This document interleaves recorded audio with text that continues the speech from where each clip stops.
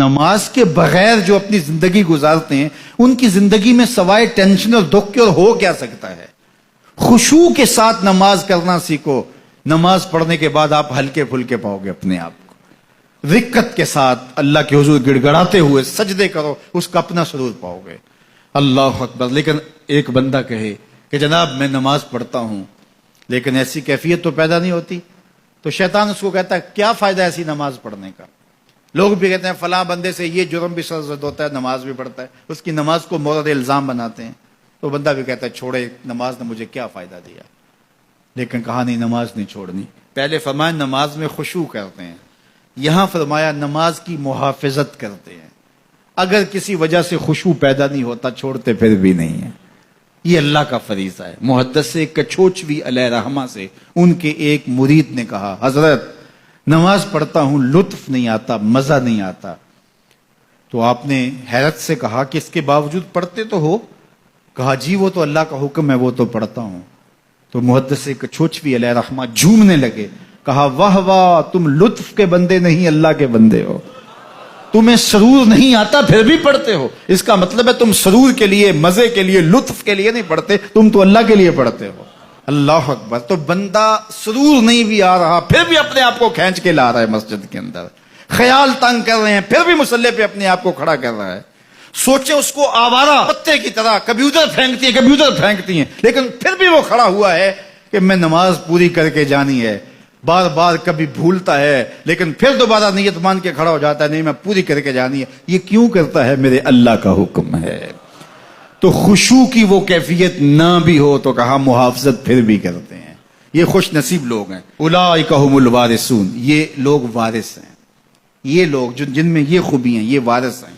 کس چیز کے وارث ہیں؟ مال کے, دولت کے, کوٹھیوں کے, کاروں کے, محلات کے. کہا الذین یرثون الفردوس. یہ جنت الفردوس کے وارث ہیں. ہم فیہا خالدون. اس جنت سے وہ کبھی الگ بھی اس میں ہمیشہ رہیں گے. چونکہ موت کو بھی موت آ چکے گی, اب موت بھی نہیں, اب ہمیشہ رہیں گے. اللہ تعالیٰ فرمائے گا اردیتم, جنتیوں کیا راضی ہو؟ اہل جنت کیا تم راضی ہو؟ تو وہ کہیں گے ہمیں کیا ہوا کہ ہم راضی نہ ہوں, ہمیں تو وہ ملا جس کا ہمیں تصور بھی نہیں تھا. ہمیں جنت مل گئی, محلات و قصور مل گئے. جو سب سے آخر میں جنت میں جائے گا, سب سے آخر میں, جس کو ہماری پنجابی میں پھاڑا کہتے ہیں, سب سے آخر میں, اس کو جنت میں کتنی جگہ ملے گی؟ جو بندہ سب سے آخر میں آتا اس کو دھوپ میں جگہ ملتی ہے, جو اس سے تھوڑا سا پہلے آگا اس کو برآمدے میں ملی, جو اس سے پہلے آیا اس کو اندر جگہ ملی. ایسے ہی ہوتا ہے.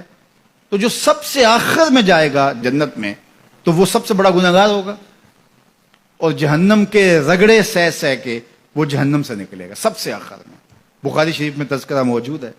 اللہ کے حضور حاضر ہوگا اور اللہ اس بندے کو کہے گا بتا کیا چاہیے؟ وہ کہے گا مالک مجھے یہ چاہیے. اللہ فرمائے گا لکا ما تمنیت, جو تو نے آرزو کی جات سب کچھ میں نے تیری جھولی میں ڈال دیا.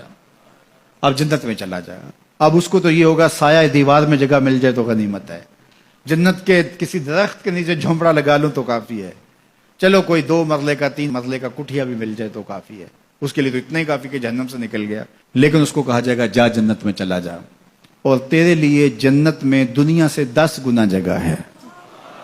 دنیا سے, بخاری کی روایت, 10 گنا جگہ. یہ 7 بر اعظم پہ پھیلا ہوا جہاں, اور اس کو 10 سے ضرب دے, اتنی جگہ اس کی ہے جو سب سے آخر میں جائے گا. جب اللہ یہ فرمائے گا تو وہ کہے گا اتسخر وانت الملک, میرے رب تو مجھے رب ہو کے مذاق کر رہا ہے, مالک ہو کے مجھ سے مذاق کر رہا ہے, بادشاہ ہو کے مجھ سے مذاق کر رہا ہے. اس کو لگے گا ہی نہیں کہ مجھ کو, میں ساری زندگی پاپ کرنے والا لیکن ایمان کا چراغاں تو اندر تھا. اللہ اکبر. آج نکلے گا تو جنت میں سب سے آخر جانے والے شخص کو کتنی جگہ ملے گی؟ دنیا سے 10 گنا جگہ دنیا سے سب سے آخری شخص کو, پھاٹے شخص کو ملے گی. پھر بلال حبشی کی جاگیروں کا عالم کیا ہوگا؟ ابو بکر عمر کی جاگیروں کا عالم کیا ہوگا؟ بابا فرید گنج شکر, داتا گنج بخش علی اجویری, شیخ احمد مجدد الف ثانی کی جاگیروں کا عالم کیا ہوگا؟